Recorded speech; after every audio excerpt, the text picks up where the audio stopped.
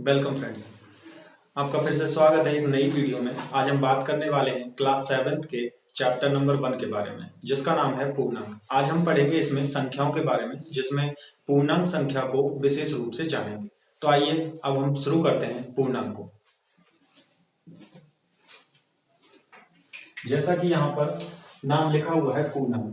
पूर्णांक जो है, यदि इसको दो भागों में बांट दिया जाए तो जिसका पूर्ण नाम बनता है पूर्ण प्लस अंक।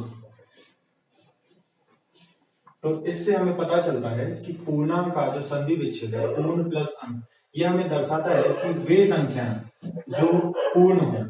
पूर्ण का मतलब होता है पूरा, और अंक संख्याएं जो हैं वो अंकों पर लिखी हुई होती हैं। जो अंक हमारे होते हैं 0 से 9 तक के।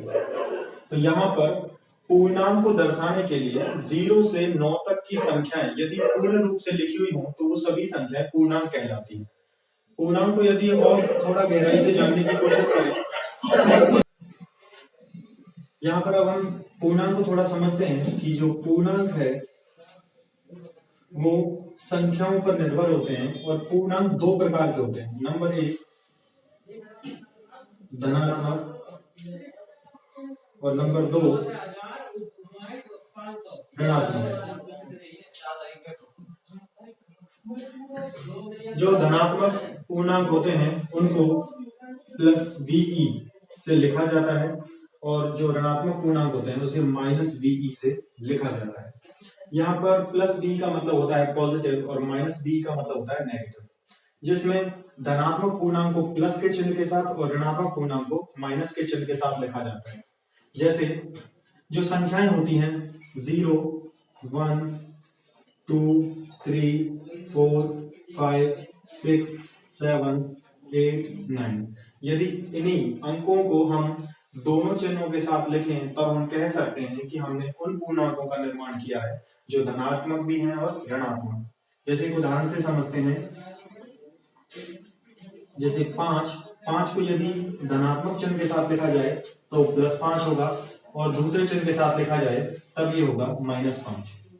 यदि हम इसी प्रकार से 7 को लिखने की कोशिश करें तो जो 7 है उसको दोनों चिन्हों के साथ लिखा जा सकता है, तो -7 होगा और +7 होगा।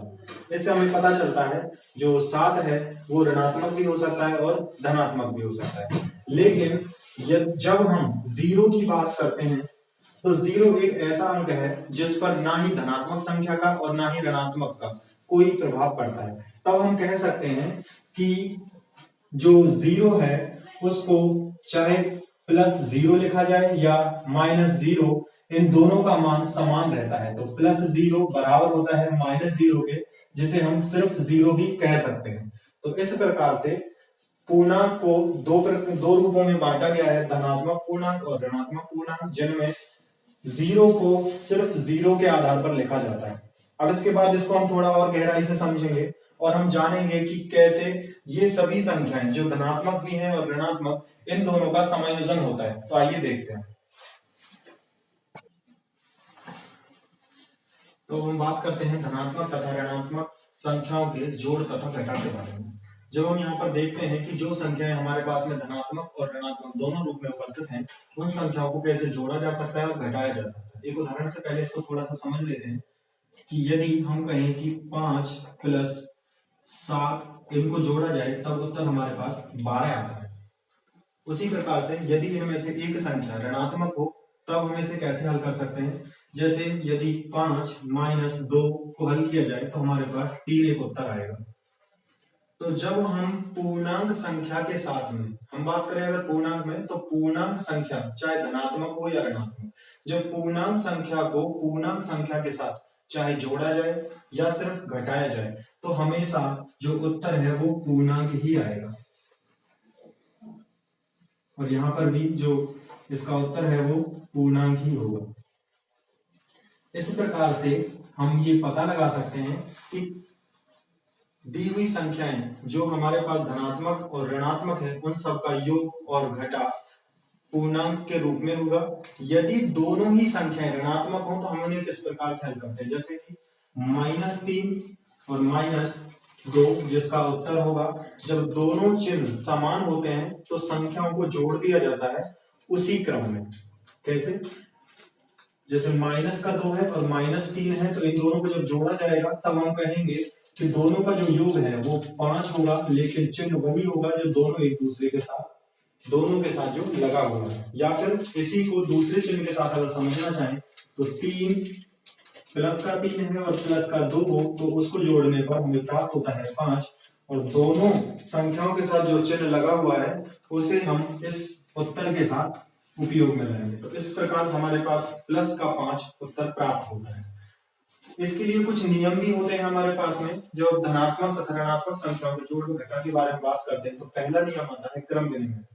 क्रम विनिमय नियम के आधार पर हम इसको इस प्रकार से समझ सकते हैं, यदि a प्लस b यानी कि दो संख्याओं को जब जोड़ा जाता है तो उनका योग हमेशा बराबर होता है तब भी जब उनके क्रम को बदल दिया जाए। जैसे इसको फिर से एक उदाहरण से समझें तो हमारा उदाहरण इस प्रकार से हो सकता है कि 1 + 2 बराबर होता है 3 के, और यदि इनके क्रम को बदल दिया जाए, 2 को यहां और 1 को यहां लिख दिया जाए तो 2 + 1 इसका योग भी 3 ही होगा।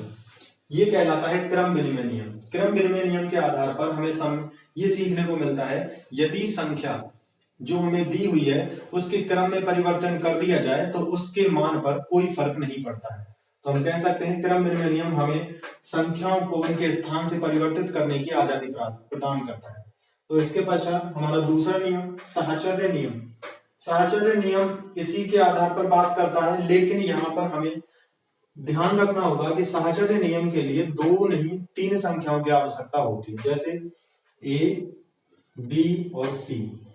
इसके आधार पर यदि 3 संख्याओं को एक साथ जोड़ा जाए, जैसे 1 + 2 + 3, जब तीनों संख्याओं को एक साथ जोड़ा जाए तब इनका योग होगा 1 + 2 3, 3 + 3 6 होगा। तो इसको हम कितने प्रकार से जोड़ सकते हैं? तो पहला हम प्रक्रम ये अपना सकते हैं कि 1 + 2 इनको एक साथ जोड़ा जाए और उसके पश्चात 3 को इसमें जोड़ा जाए। तो यहां पर हम देखेंगे 1 + 2 3 होगा, +3 बराबर से होगा 6। एक दूसरा तरीका इसके लिए अपना सकते हैं जो सहचर्य नियम के दूसरी तरफ होता है, जिसमें यदि हम 1 + 2 + 3 में पहली संख्या को छोड़कर बची हुई दोनों संख्याओं को एक साथ जोड़ दें तो जिसमें होगा 1 + 2 + 3 का मान होगा 5, और जब 1 को 5 के साथ जोड़ा जाएगा तब भी हमें मान प्राप्त होगा 6, जो पहले मान के समान है। तो इस प्रकार हम कह सकते हैं साहचर्य नियम में यदि दी हुई संख्याओं में से पहले हम किन्हीं 2 संख्याओं को जोड़ दें और उसके पश्चात बची हुई संख्या को उसमें जोड़ा जाए तो उसके मान पर कोई फर्क नहीं पड़ता है। यही साहचर्य नियम की स्वतंत्रता होती है। इसके पश्चात एक तीसरा नियम काम करता है योज्य तत्सम। योज्य का मतलब होता है जोड़ने योग्य और तत्समक का मतलब होता है उस संख्या को परिवर्तित किए बगैर। तो योज्य तत्समक में हमें उस संख्या को प्राप्त करना होता है जिसको जोड़ा जाए तो पूर्णांक के मान में कोई परिवर्तन ना हो। जैसे यदि हम a में कोई संख्या जोड़ना चाहें तो वो x हो सकती है, लेकिन इसका मान हमेशा a ही होना चाहिए। तो जिसके लिए हम कहेंगे कि a में यदि हम 0 को जोड़ दें तो हमेशा इसका मान a ही रहेगा। तो यहां पर जो ये 0 है ये हमेशा योज्य तत्समक ही कहलाएगा। तो जो 0 है वो योज्य तत्समक होगा। इसको पूर्णांक संख्या के आधार पर समझें तो हम इस प्रकार से कह सकते हैं, यदि हम इसको धनात्मक संख्या हो हमारे पास चाहे या ऋणात्मक संख्या या धनात्मक संख्या हो या ऋणात्मक संख्या, उसके साथ यदि 0 को जोड़ दिया जाए तो हमेशा जो उत्तर है वो प्लस में धनात्मक संख्या का मान हमेशा धनात्मक ही होगा और ऋणात्मक संख्या का मान हमेशा ऋणात्मक ही होगा। इससे उसके मान में कोई परिवर्तन नहीं आता है। तो इस प्रकार हम प्राप्त कर पाते हैं योज्य तत्समक को। योज्य तत्समक हमेशा 0 ही रहेगा जिससे योग में कोई परिवर्तन नहीं होता है। तो अब आइए और बात करते हैं इससे अगले टॉपिक के बारे में देखते हैं। तो अब हम बात करने वाले हैं पूर्णांकों के गुणन के बारे में। तो जिसमें हम सीखेंगे कि पूर्णांक संख्याएं जो होती हैं यदि उनमें गुणा किया जाए तो किस प्रकार के नियमों का हमें पालन करना होता है और हमें परिणाम में क्या प्राप्त होता है। तो सबसे पहले हम जान लेते हैं गुणा करने से पूर्व कि चिन्ह परिवर्तन क्या होता है। तो सबसे पहले चिन्ह परिवर्तन को समझेंगे। यदि हम प्लस के चिन्ह को प्लस के चिन्ह के साथ में गुणा कर दिया जाए तो हमें प्लस में ही उत्तर प्राप्त होता है। यदि प्लस को माइनस से गुणा किया जाए तो उत्तर माइनस में प्राप्त होगा और माइनस को माइनस से गुणा किया जाए तो उत्तर प्लस में प्राप्त होगा और अंत में यदि माइनस को प्लस से गुणा किया जाए तो उत्तर हमें हमेशा माइनस में प्राप्त होगा। इसको साधारण भाषा में हम बात करें तो हम इस प्रकार से समझ सकते हैं, यदि समान चिन्ह प्लस को गुणा किया जाए प्लस से तो उत्तर हमेशा प्लस में ही आएगा। और इसी को हम यहाँ पर भी देख सकते हैं, यदि माइनस को गुणा कर दिया जाए माइनस के साथ तो हमें उत्तर जो है वो प्राप्त होगा प्लस में, क्योंकि जब चिन्ह समान होते हैं तो उत्तर हमेशा प्लस में ही प्राप्त होता है। लेकिन इसके विपरीत जब विपरीत चिन्हों को प्लस को माइनस से या फिर माइनस को प्लस से गुणा किया जाता है तब हमें उत्तर प्राप्त होता है माइनस के चिन्ह के रूप में। अब इसके पश्चात अब इसको हम आगे बढ़ते हैं और इस पर ध्यान देते हैं कि ये किस प्रकार से काम करता है। चिन्ह परिवर्तन के पश्चात अब हम बात करने वाले हैं कि पूर्णांकों में जब गुणा किया जाता है तो इसको चिन्ह परिवर्तन को पहले हम थोड़ा सा समझ लेते हैं उदाहरण से। जैसे मान लीजिए हमने एक संख्या ली हुई है -2 और इसका गुणा कर दिया जाए यदि 3 के साथ में तो हमें जो उत्तर में प्राप्त होगा वो होगा 3 गुणा 2 बराबर से 6। ये हमने अंकों को जब पूर्णांकों को पूर्णांक के साथ गुणा किया तो हमें उत्तर में एक पूर्णांक प्राप्त हुआ जो 6 होगा। इससे हमें ये भी पता चलता है कि जब पूर्णांकों का गुणा किया जाता है तब उत्तर भी पूर्णांक में ही प्राप्त होता है। जोड़ दो पूर्णांकों का जोड़ करने पर भी पूर्णांक में उत्तर आता है, दो पूर्णांकों का घटा करने पर भी उत्तर पूर्णांक होता है। लेकिन इसके पश्चात अब हम आगे बढ़ रहे हैं तो दो पूर्णांकों का गुणा करने पर भी हमें उत्तर पूर्णांक में प्राप्त होता है। अब बात करते हैं चिन्ह की, तो हम यहाँ देख सकते हैं कि जो 2 दिया हुआ है ये माइनस चिन्ह के साथ में है जिसमें, और जो 3 है वो उसके साथ कोई भी चिन्ह नहीं लगा हुआ है, तो हम कह सकते हैं कि यहाँ पर प्लस का चिन्ह है। तो जैसा कि हमने चिन्ह परिवर्तन में पढ़ा था कि माइनस के चिन्ह को यदि प्लस के चिन्ह के साथ गुणा कर दिया जाए तो हमेशा जो उत्तर है माइनस के चिन्ह को प्लस के चिन्ह के साथ गुणा कर दिया जाए तो उत्तर हमेशा माइनस में आएगा, क्योंकि विपरीत चिन्ह हमेशा माइनस में उत्तर देते हैं। इस वजह से इस गुणा का जो मान है वो -6 होगा। इसी के साथ एक उदाहरण से और इसे समझते हैं। देखिए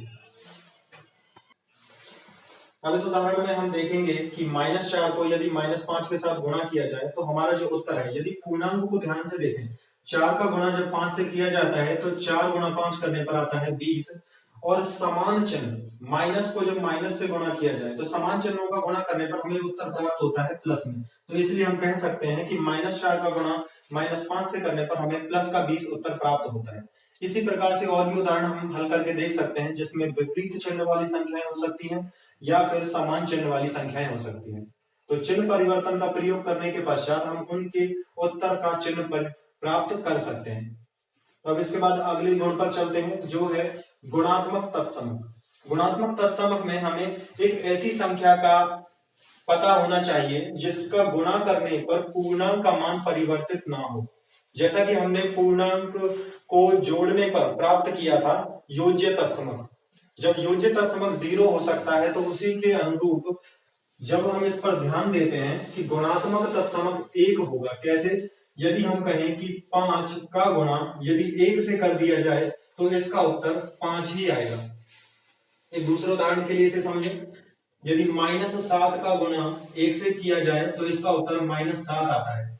जिससे हम कह सकते हैं कि जो संख्या जो पूर्णांक हमें दिया हुआ है और जिस चिन्ह के साथ दिया हुआ है, यदि धनात्मक चिन्ह के साथ है तो उसका मान धनात्मक चिन्ह के साथ ही होगा और उस पूर्णांक के मान में कोई परिवर्तन नहीं आएगा। उसी प्रकार से यदि दूसरे उदाहरण में देखा जा रहा है कि -7 जिसमें चिन्ह माइनस का है और संख्या 7 है तो इसका गुणा 1 से करने पर हमें चिन्ह वही समान चिन्ह प्राप्त होता है माइनस, और संख्या 7 प्राप्त होती है, जिससे हमें पता चलता है कि -7 का गुणा 1 से करने पर -7 ही आता है। तो यहाँ पर जिस 1 का हमने दोनों बार गुणा किया है वो गुणात्मक तत्समक कहलाता है, जिससे पूर्णांक के मान में कोई परिवर्तन नहीं आता, ना ही धनात्मक संख्या के लिए और ना ही ऋणात्मक संख्या के लिए। तो इसलिए हम जब भी कभी हमें एक ऐसी संख्या की आवश्यकता हो जहां पर हमें गुणा करना हो लेकिन मान में परिवर्तन करना नहीं चाहते, तब हम आसानी से एक का गुणा कर सकते हैं। अब इसके बाद आगे बढ़ते हैं और अगले नियम पर ध्यान देते हैं, वो कहलाता है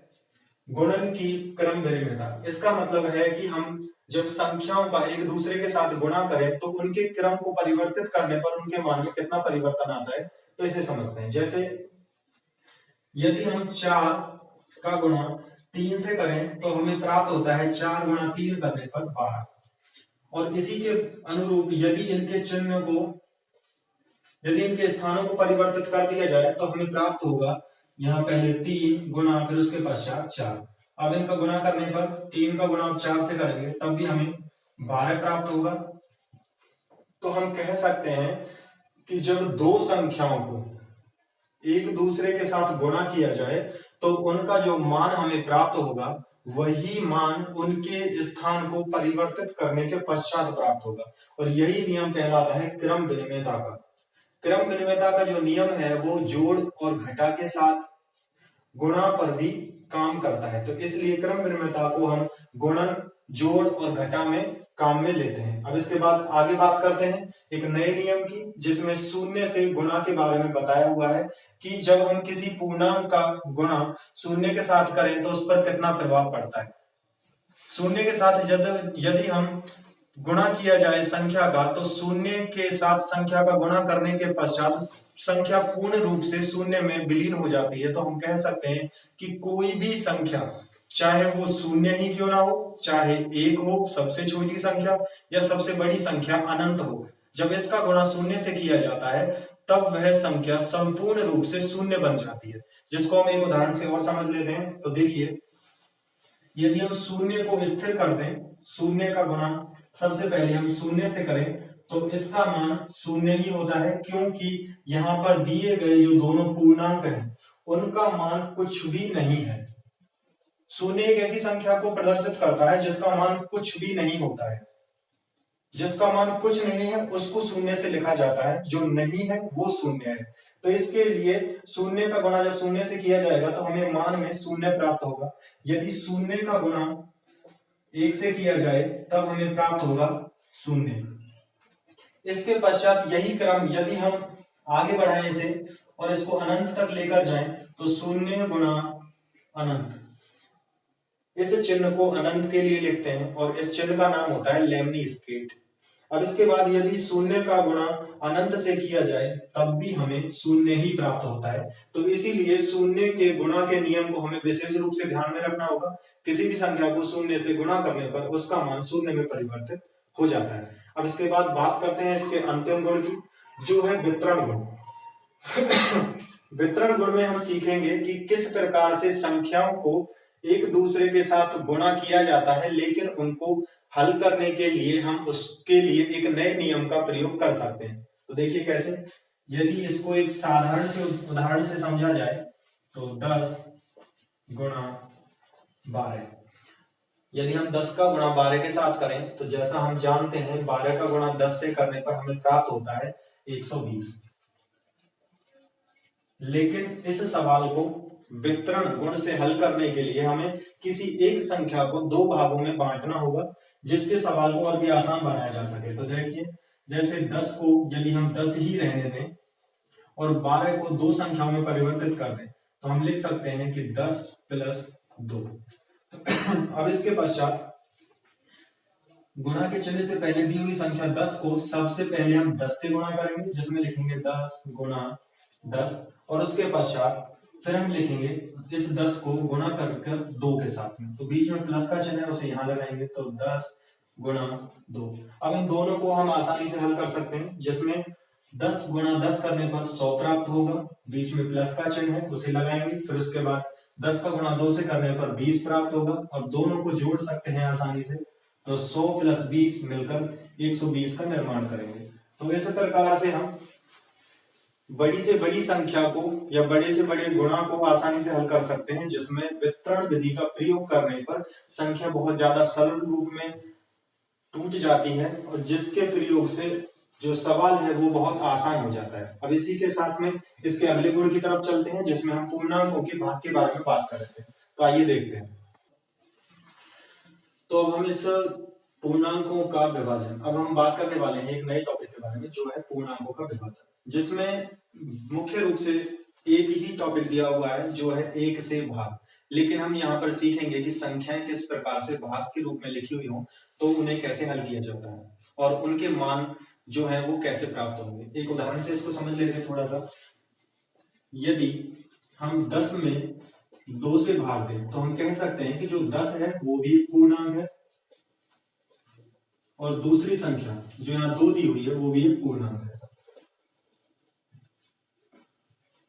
तो जब 10/2, 10 में जब हम 2 से भाग दे रहे हैं तो जो संख्या 10 ये लिखी हुई है इसे हम कहेंगे अंश, और जो ये 2 लिखा हुआ है इसको हम कहेंगे हर। जो 10/2 है ये अंश बटे हर लिखा हुआ है जो एक भिन्न का रूप है, इसको हम भिन्न कह सकते हैं। भिन्न के रूप में जब संख्या लिखी हुई होती है, यदि यहां पर अंश का जो मान है, अंश का जो मान है वो यदि बड़ा हो हर से, तब हम इसको आसानी से हल कर सकते हैं। लेकिन यदि इसका मान विपरीत हो, जब अंश छोटा हो हर से, तब इसका मान 1 से कम आता है। तो इसके लिए हम इस बात को ध्यान रखेंगे कि जब पूर्णांक में पूर्णांक से भाग देते हैं तो ये निश्चित नहीं है कि हमारा जो मान है वो पूर्णांक ही प्राप्त होगा। तो इसलिए हम कहेंगे कि पूर्णांक में जब पूर्णांक से भाग दिया जाता है तो जरूरी नहीं कि हमेशा पूर्णांक ही प्राप्त हो। इस उदाहरण में देखिए 10 में जब हम 2 से भाग दे रहे हैं तो हमें 10/2 बराबर 5 प्राप्त हो रहा है। लेकिन यदि इसको विपरीत कर दिया जाए या फिर एक दूसरे उदाहरण में समझे, यदि 5/2 कर दिया जाए तो हमें प्राप्त होगा 2.5, जो एक पूर्णांक संख्या नहीं है। क्योंकि जब कोई संख्या दशमलव के रूप में लिखी हुई होती है 2.5, तो हम कहेंगे ये जो बिंदु यहां लिखा हुआ है इसे दशमलव कहते हैं, और दशमलव से पहले लिखी हुई संख्या पूर्ण संख्या कहलाती है।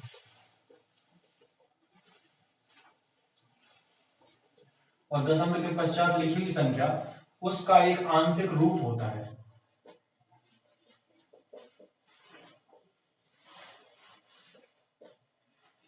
तो यहां पर जब कोई संख्या दशमलव के रूप में परिवर्तित हो जाती है तब हम कह सकते हैं कि वो संख्या एक पूर्णांक नहीं होगी। इसलिए यहां पर विभाजन के रूप में पूर्णांकों का जब विभाजन किया जाता है तो हमेशा हमें पूर्णांक संख्या प्राप्त नहीं होती। तो पूर्णांकों के विभाजन में मात्र हमें यही चीज ध्यान रखनी है कि पूर्णांकों का विभाजन करते वक्त पूर्णांक प्राप्त नहीं होता है। लेकिन जब हम धनात्मक संख्या या फिर हम बात करें पूर्णांक की, पूर्णांक को पूर्णांक के साथ अगर जोड़ें तो हमें पूर्णांक ही प्राप्त होता है। और उसके पश्चात यदि हम पूर्णांक में से पूर्णांक को घटा दें तब भी हमें पूर्णांक ही प्राप्त होता है। और पूर्णांक को यदि एक विशेष स्थिति में पूर्णांक से ही गुणा कर दिया जाए तब भी हमें उत्तर में पूर्णांक ही प्राप्त होता है। लेकिन जब पूर्णांक में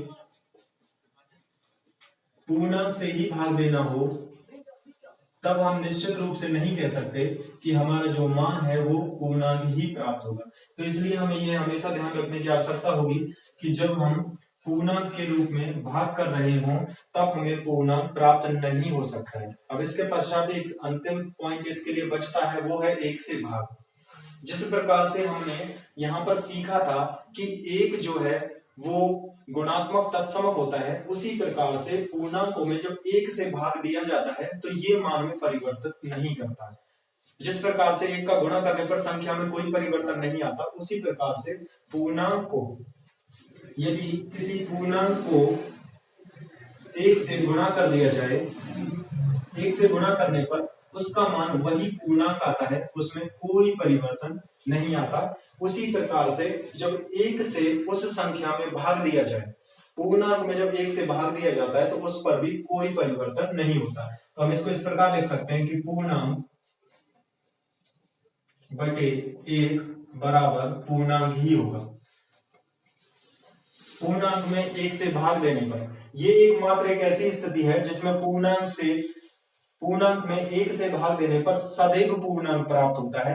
भाग की यही स्थिति हमें हमेशा के लिए ध्यान रखनी होगी जिसमें हमें पूर्णांक प्राप्त होता है। बाकी सभी स्थिति ऐसी होंगी जिनमें निश्चित नहीं होगा कि हमें पूर्णांक प्राप्त होने वाला है या फिर नहीं। तो इसके बाद अब हम बात करेंगे इसके अगले चैप्टर के बारे में किसी और वीडियो में।